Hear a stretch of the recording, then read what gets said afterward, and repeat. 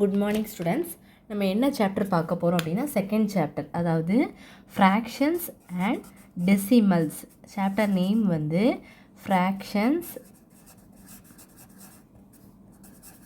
And decimals.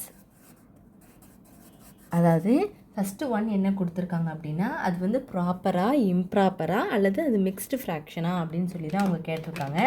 Heading பாருங்கள் என்ன கொடுத்துருக்காங்க அப்படின்னா கிளாசிஃபை,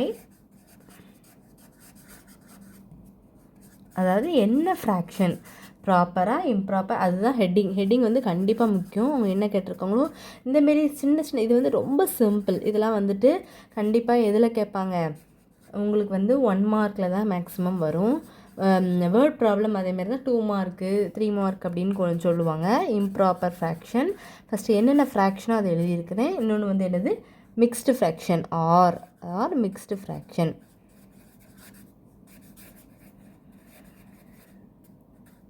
சரி, இப்போது இதில் வந்து ஃபஸ்ட்டு ஒரு ஹச் வரை கொடுத்துருக்காங்க. என்னென்ன சம்லாம் பாருங்கள்.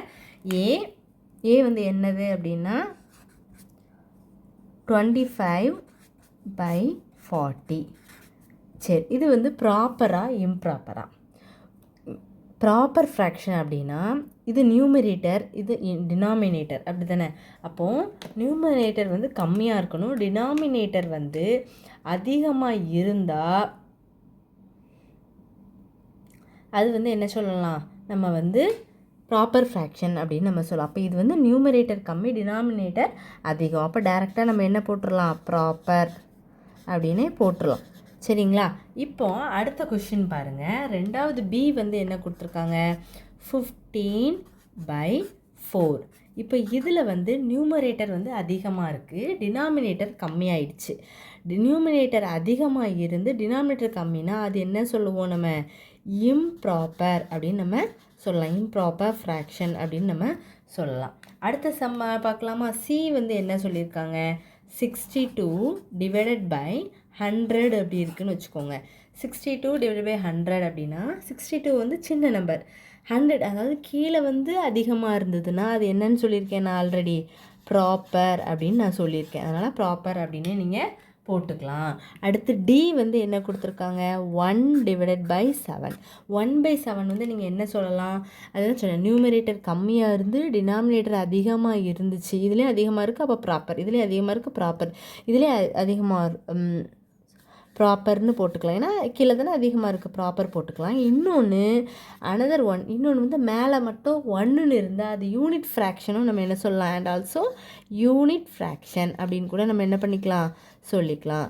அவ்வளோதான். அடுத்து வந்து நம்ம வந்து பார்க்கலாமா. ஈயில் என்ன கொஸ்டின் கொடுத்துருக்காங்க, 25/5. இது வந்து என்ன பண்ணியிருக்காங்க, 3 ஒரு சைடில் ஒரு நம்பர் கொடுத்து மேலே ஒரு நியூமரேட்டர் இன்னொன்று டினாமினேட்டர் கொடுத்துருக்காங்க.